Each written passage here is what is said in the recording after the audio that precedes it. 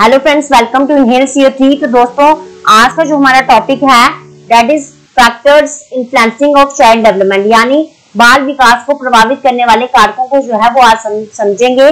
तो ये जो है वो दो तरह के रहते हैं। एक आता है हमारा इंटरनल फैक्टर, मतलब आंतरिक कारक, देन हमारा आता है एक्सटर्नल फैक्टर, जिसे हम क्या बोलते हैं, बाहरी कारक जो है वो बोलते हैं।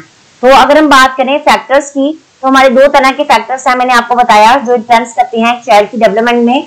देन इसमें हमारा आ जाता है फर्स्टली इंटरनल फैक्टर्स, जिसे हम क्या बोलते हैं, आंतरिक कारक बोलते हैं। देन इसमें हमारे कौन कौन से कारक जो है वो आ जाते हैं, जिसमें हम बोल सकते हैं हेरिडिटी फैक्टर जो है वो हमारा आ गया, फिजिकल फैक्टर जो है आ गया, भावनात्मक जो है कारक आ गया, जिसे हम क्या बोलते हैं, इमोशनल फैक्टर बोलते हैं, इंटेलिजेंस फैक्टर जो है वो आ गया।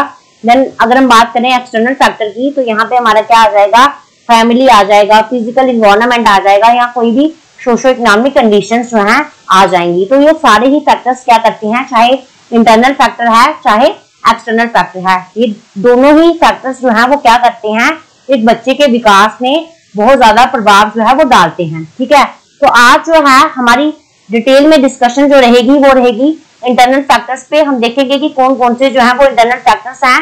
तो हिंदी वाले स्टूडेंट्स हैं चाहे इंग्लिश के स्टूडेंट्स हैं, दोनों के लिए जो है बहुत हेल्पफुल रहने वाला है वीडियो। तो दोस्तों, आपसे यहाँ पे क्वेश्चन करूंगी, which of the following is an internal factor of child development. अभी मैंने आपको बताया, अगर आपने वीडियो को ध्यान से सुना हो, कि यहाँ पे जो है वो कौन सा जो है वो बाल विकास का आंतरिक कारक है। तो अगर आंसर पता हो तो कमेंट सेक्शन में आंसर कीजिएगा। तो अगर हम देखें, यहाँ पे भी ऑप्शन जो दिए गए हैं, तो आपको बताना है कि इनमें से जो है वो कौन सा कारक है। मैं आपको आंसर बताऊंगी वीडियो के लास्ट में। तो चलिए शुरू करते हैं इंटरनल फैक्टर्स पे, कि इंटरनल फैक्टर्स क्या है। तो इंटरनल फैक्टर को हम बोल सकते हैं वो फैक्टर्स या वो कारक जो क्या होते हैं, चाइल्ड या एक इंडिविजुअल के अंदर जो है पाए जाते हैं। मतलब हम बोल सकते हैं लोकेटेड इनसाइड द पर्सन। ठीक है, जो एक पर्सन के अंदर जो है वो होते हैं, जो क्या करते हैं, अफेक्ट करते हैं ग्रोथ एंड डेवलपमेंट एक पर्सन की। ठीक है, मतलब जो व्यक्ति की बुद्धि और विकास को क्या करते हैं, प्रभाव जो है वो डालते हैं।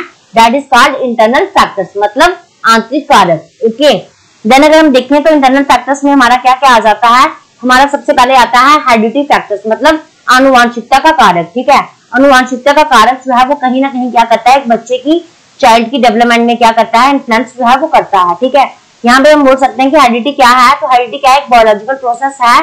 यहाँ पर क्या होता है, एक बच्चा जो है वो क्या करता है, अपने माता पिता या अपने पूर्वजों से जो विन या हम बोल सकते हैं अलग अलग तरह का जो शारीरिक और सामाजिक लक्षण होते हैं उन्हें प्राप्त करता है। ठीक है, ऐसे ट्रेट्स या हम बोल सकते हैं ऐसे कैरेक्टरिस्टिक्स हम बोल सकते हैं, जो क्या करता है वो अपने पेरेंट्स से लेता है या अपने पूर्वजों से जो है वो लेता है। ठीक है, पेरेंट्स एंड एंसेस्टर्स जो होंगे वो कहीं ना कहीं जो है यहाँ पे अपने ट्रेट्स जो है वो कहीं ना कहीं किसको देंगे, चिल्ड्रन को देते हैं। उसे हम क्या बोलते हैं, हेरिडिटी बोलते हैं। जिसमें हम आपको बोल सकते हैं, अगर हम एग्जाम्पल के थ्रू आपको बताएं, तो इसमें हमारा क्या आ जाएगा, जैसे हम बोलते हैं कि अगर एक बेबी की हाइट है या वेट है या बॉडी स्ट्रक्चर है, ठीक है, उसके बालों का कलर है या आई का कलर है, इंटेलिजेंसी है या एबिलिटी है, तो ये सारी उसकी कहाँ पे बेस करेगी, ये करेगी उसकी आनुवांशिकता पे। ठीक है, मतलब उसके हेरिडिटी पे। हम बोल सकते हैं कि जो हेरिडिटी जो होगी, जो चाइल्ड की डेवलपमेंट होगी, वो क्या होगी, वहां पे कहीं ना कहीं क्या होगा, इन्फ्लुएंस रहेगा। किसका इन्फ्लुएंस होगा, बच्चे के हेरिडिटी फैक्टर का। ठीक है, अगर हम देखें तो आपको बहुत बार आपने देखा होगा,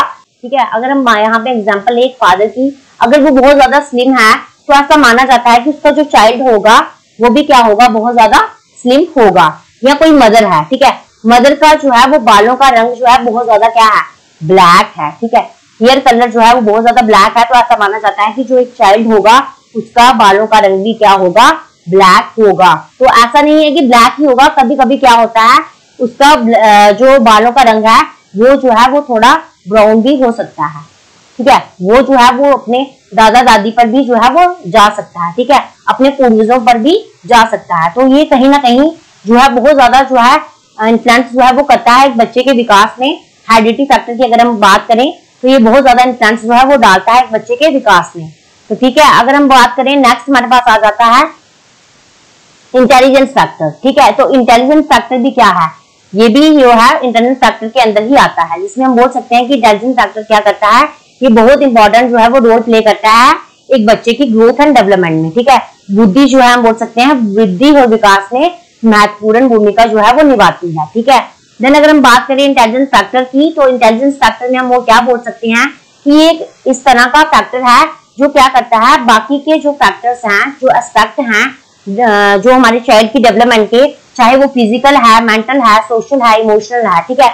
हम बोल सकते हैं कि अगर एक बच्चे का लेवल ऑफ इंटेलिजेंस अच्छा है, ठीक है, हम बोल सकते हैं जो इंटेलिजेंसी उसके पास है, जो उसके पास लेवल है इंटेलिजेंसी का, जो उसे अपने पेरेंट्स से या अपने पूर्वजों से जो मिला है, वो कहीं ना कहीं क्या करेगा, इन्फ्लुएंस डालेगा, प्रभाव डालेगा जो उसके अदर जो है एस्पेक्ट हैं डेवलपमेंट के, चाहे वो फिजिकली है, चाहे मेंटल है, चाहे सोशल है, इमोशनल है, ठीक है। अगर बच्चे का लेवल ऑफ इंटेलिजेंस जो है अच्छा है, तो वो कहीं ना कहीं उसके physical, mental, social, emotional, moral या लिंग्विस्टिक डेवलपमेंट भी कहीं पे कहीं जो है वो क्या होगा, असर जो है वो दिखाएगा, ठीक है। तो हम बोल सकते हैं कि इंटेलिजेंस फैक्टर भी जो है वो इम्पोर्टेंट है।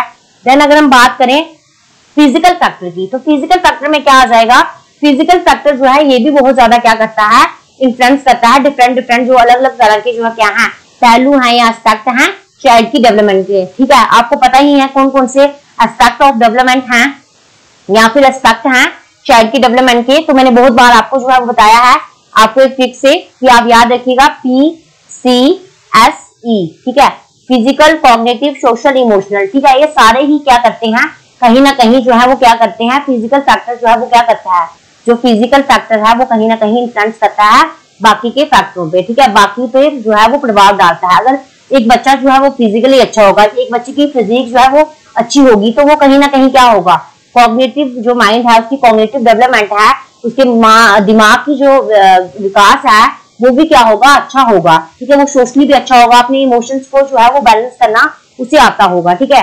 तो हम बोल सकते हैं ये भी फिजिकल फैक्टर जो है वो इन्फ्लुएंस करता है जो अदर एस्पेक्ट हैं डेवलपमेंट के या चाइल्ड डेवलपमेंट के।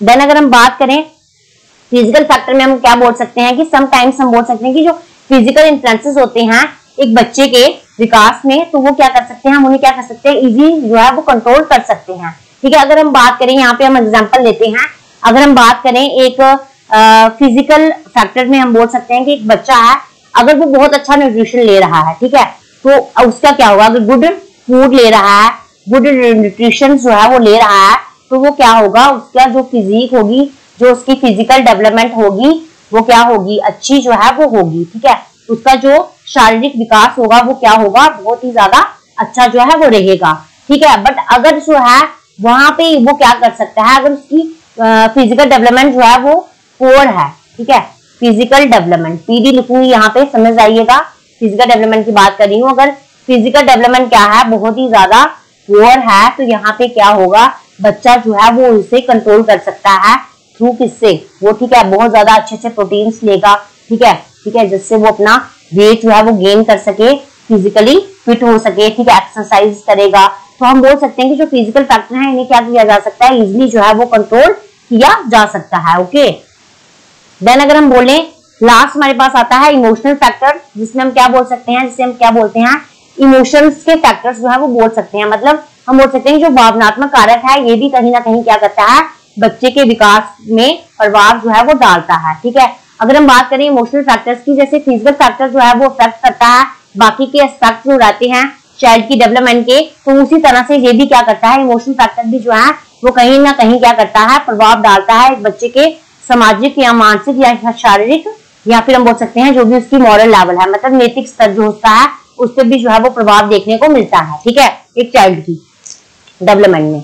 तो अगर हम बात करें इसमें हम बोल सकते हैं कि also affect the language development, ये क्या करता है, कहीं ना कहीं जो है जो बच्चे का जो भाषा का विकास है उसे भी जो है वो अफेक्ट करता है, मतलब हम बोल सकते हैं ये भाषा के विकास को भी प्रभावित जो है वो करता है, ओके।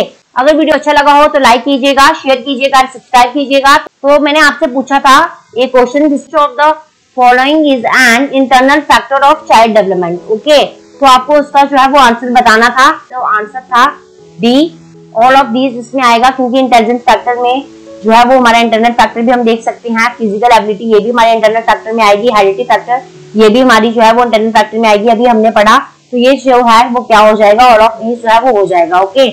तो अगर वीडियो अच्छा लगा हो तो लाइक कीजिएगा, मिलते हैं नेक्स्ट वीडियो में जिसमें बात करेंगे एक्सटर्नल फैक्टर्स की।